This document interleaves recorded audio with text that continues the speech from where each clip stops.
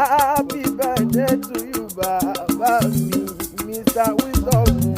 Happy birthday to you, long life and prosperity. Ìgbà ọdún kan ni ọmọ onígbò ọmọ ìyá ọmọ alágbàdo òde ọmọ àtàpẹ́tẹ́ lómi ọmọ kékeré lódò sọ̀yà. Sọ̀yà bí mi láàrin ìgbà ìdí kékeré ló bọ́ sí mi lẹ́nu. Ìlà ọmọ òkúta mẹ́ta lóde Ìgbòho